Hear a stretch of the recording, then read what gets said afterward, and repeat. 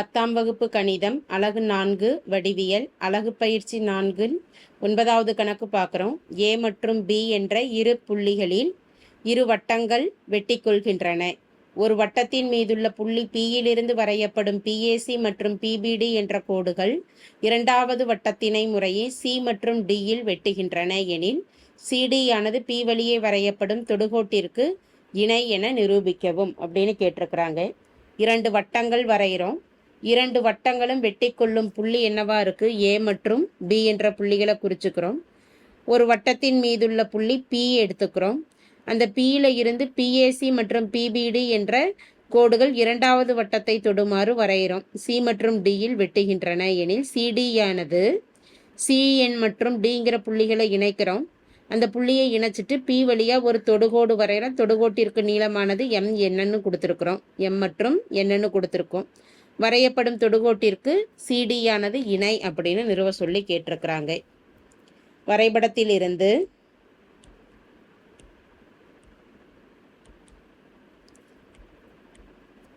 MN என்பது B வழியே செல்லும் தொடுகோடு. எம்என் என்பது பி வழியே செல்லும் தொடுகோடு ஆகும்.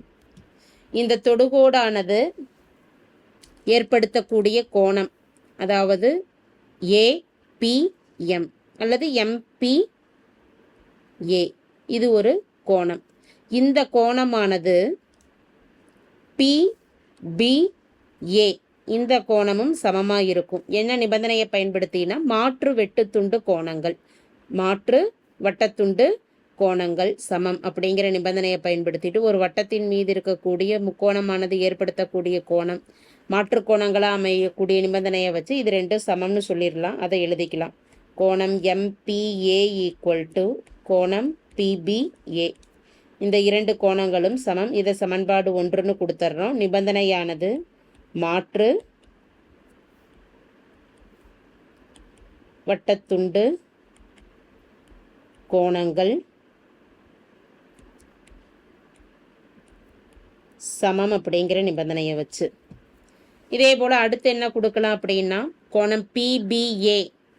இந்த பிபிஏ அப்படிங்கிற கோணமானது ஒரு வட்ட நாற்கரம் ஏபிசிடியில் ஏபிசிடி என்பது வட்டத்தில் அமைந்திருக்கக்கூடிய ஒரு நாற்கரம். வட்ட நாற்கரத்தின் உள் எதிர் கோணங்கள் சமமாக இருக்கும். அந்த நிபந்தனையை வச்சுட்டு ஒரு வட்ட நாற்கரம் ஏபிசிடியில் இருக்கக்கூடிய வெளிக்கோணமானது பிபிஏ அப்படிங்கிறது வெளிக்கோணம். அதனுடைய உள் எதிர் கோணத்திற்கு சமம். இந்த பிபிஏவிற்கு உள் எதிர் கோணம் என்ன இருக்குன்னா சி அப்போங்கிறப்ப ஏசிடிக்கு சமமாக இருக்குன்னு சொல்லிடலாம்.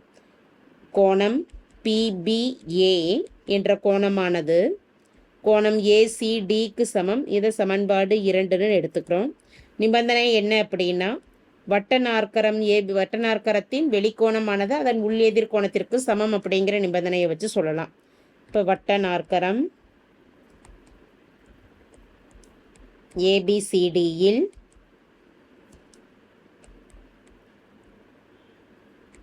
வெளிக்கோணம் அதன் உள் எதிர் கோணத்திற்கு சமம்.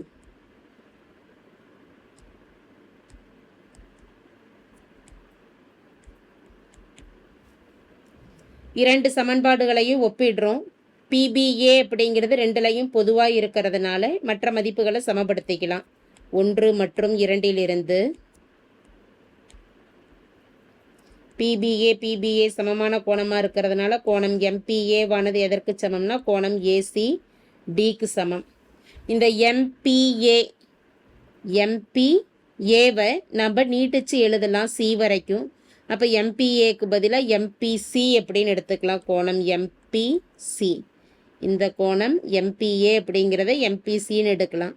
அதே போல் ஏசிடி அப்படிங்கிறத பியிலிருந்து எடுத்துக்கலாம். பியிலிருந்து எடுக்கிறப்ப பிசிடின்னு எடுக்கலாம். ஏசிடி ஆனது எதற்கு சமம்னா பிசிடிக்கு சமம். இரண்டு கோணங்களும் சமமாக இருக்குது. அதாவது எம்பிசி அப்படிங்கிறதும் இந்த பிசிடிங்கிறதும் சமமாக இருக்குது. இரண்டு கோணங்களும் ஒன்று விட்ட கோணங்களாக அமையுது. அப்போ ஒன்று விட்ட கோணங்கள் ஒன்றுக்கொன்று சமமாக இருந்தது அப்படின்னாவே அந்த கோணங்கள் அமையக்கூடிய நேர்கோடுகள் இரண்டும் இணையாதான் இருக்கும். அந்த நிபந்தனையை வச்சு இணைன்னு சொல்லிடலாம். இது ரெண்டும் சமம் என்பதற்குண்டான காரணம் என்ன? ஒன்று விட்ட கோணங்கள் சமம். therefore CD இணை MN. CD ஆனது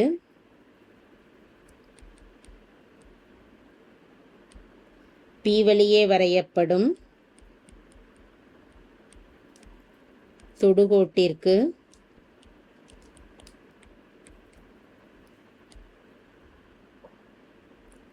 இணை என நிரூபிக்கப்பட்டது. தேங்க்யூ.